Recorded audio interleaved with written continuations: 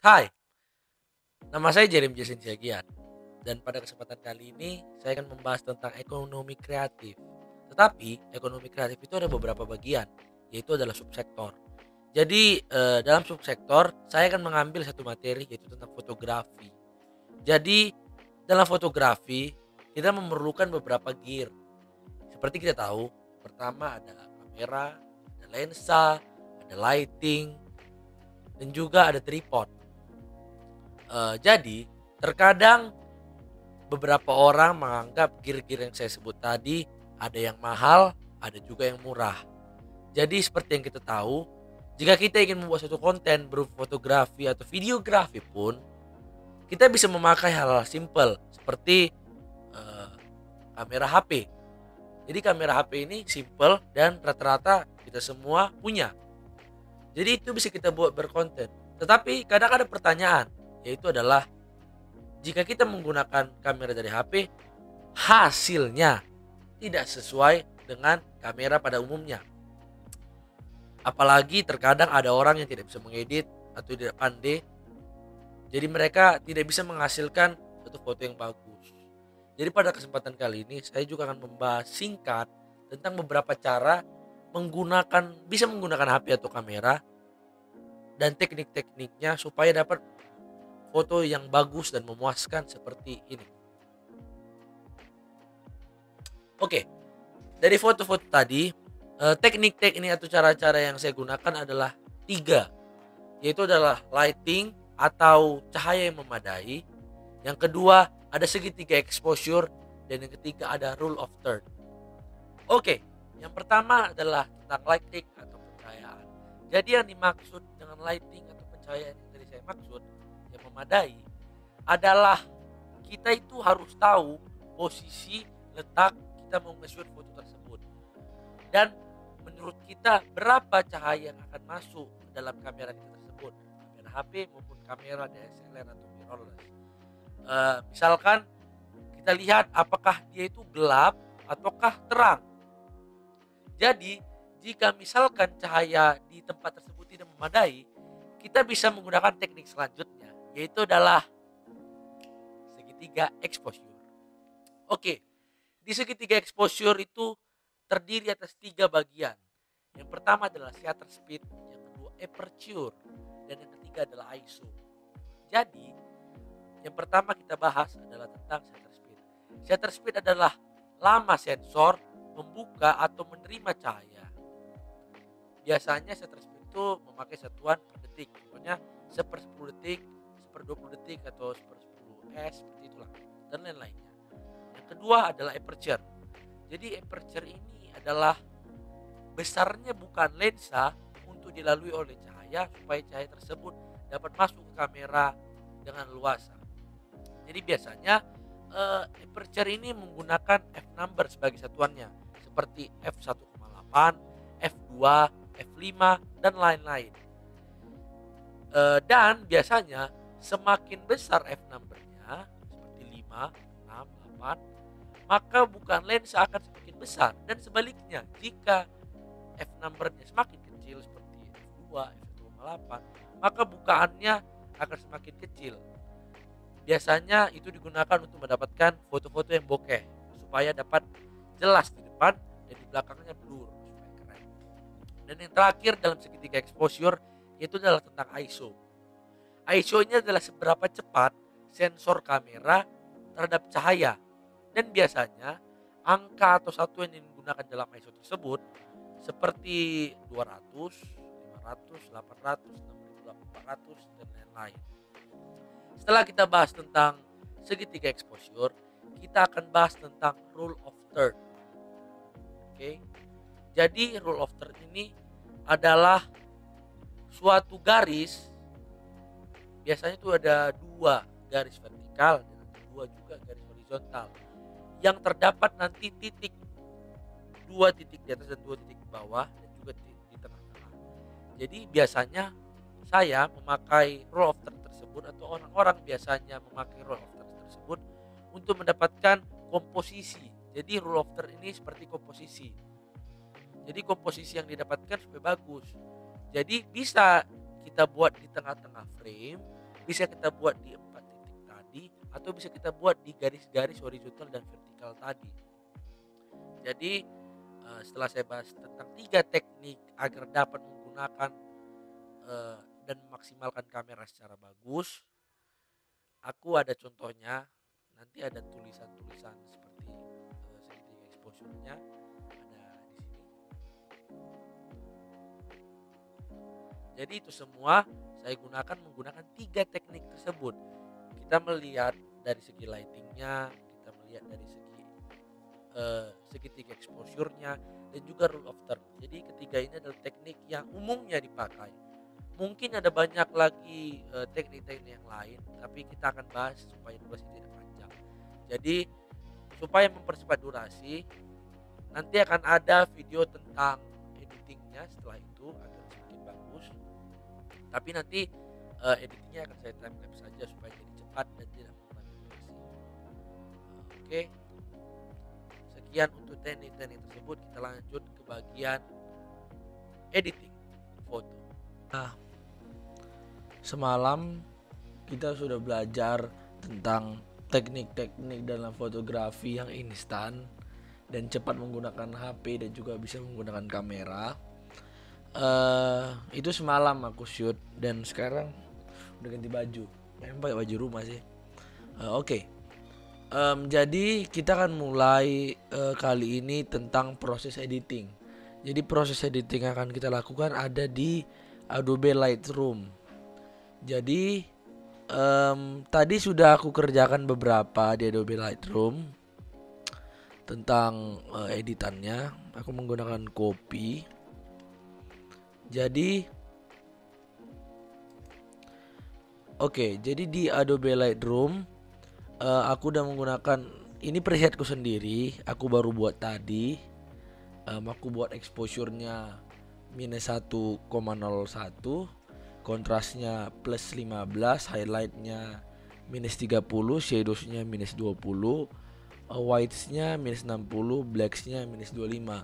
Karena ini bentuknya copy, jadi aku pengen menambah kayak dark moody gitu. Jadi kayak gelap-gelap, kesannya nggak terang, nggak benderang, tapi agak gelap gitu, supaya lebih fokus ke kontras antara kayunya yang ada di tapaknya yang gelap dan juga di belakangnya ada blur kopi-kopinya. Setelah itu colornya tadi sudah ada beberapa juga, seperti temperaturnya sudah aku atur di minus 5, tinnya di minus 10, vibrance-nya di plus 9, dan saturation-nya di plus 5. Oke, sekarang aku mau ke color. Colornya tadi juga ada di orange. Color orange sekitar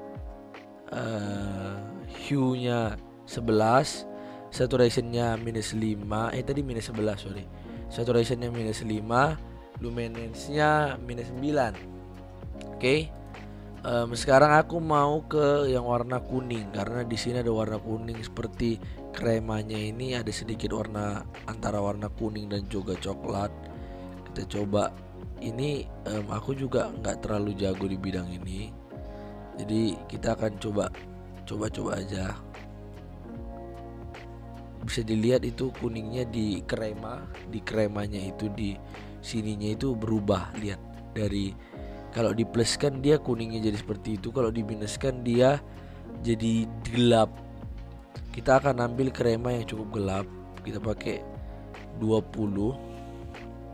Terus saturationnya kita coba cek. Saturationnya ada perbedaan di kremanya sedikit dan juga di pinggir-pinggirannya. Kita pakai plus 10. Luminance-nya kita turunkan ke luminance 11. Oke, kita lihat lagi ada warna apa. Jadi kalau di Adobe Lightroom ini kan ada color mixer. Jadi kita bisa adjust colornya, warna-warnanya seperti RGB-an kayak merah, hijau, biru, ada juga orange, ada juga pink, ungu, dan banyak lagi. Jadi kita ambil karena di sini yang nampak cuma ada orange dan kuning, kita ambil itu aja. Mungkin merah lah, merah. Satu lagi kita lihat. Oh, rupanya rata-ratanya semua merahnya bisa berubah.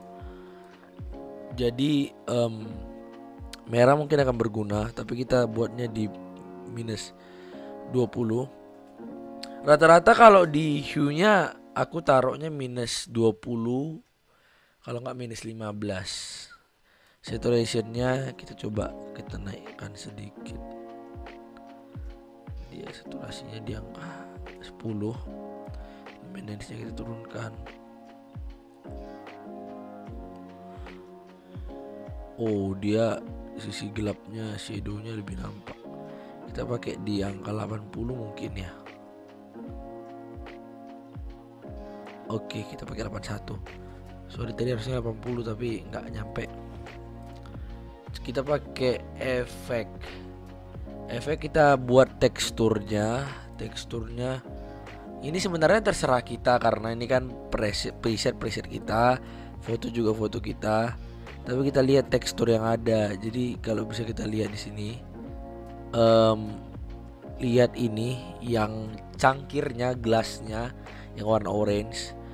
Jika kita turunkan, dia hilang teksturnya. Tadi kalau coba kita naikkan, dia ada seperti garis-garis kecil. Mungkin karena aku juga hari itu fotonya.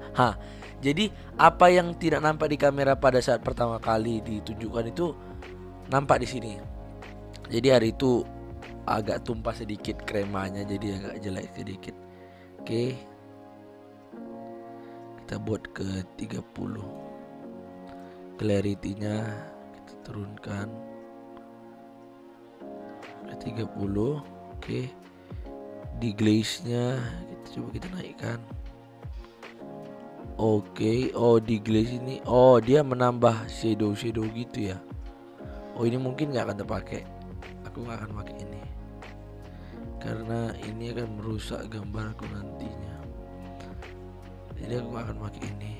Tapi ini kok, itu karena ada satu ya, sorry. Kita nggak pakai ini. Clarity ini yang bermasalah.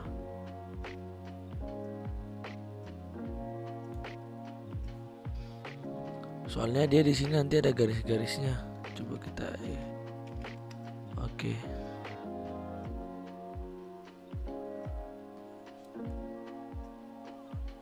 Turun di teksturnya pun agak kita turun. Sorry, tadi ada kesalahan teknis di beberapa bagian. Oke.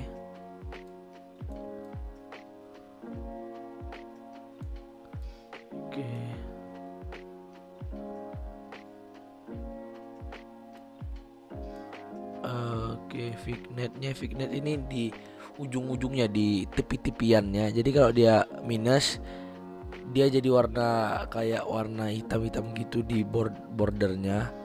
Tapi kita mungkin akan pakai sedikit hitam karena ini agak moody hitam gitu. Jadi kita akan pakai di 15. Greennya kita pakai di 10. 11 lah. Oke, kalau bisa kita lihat di sini.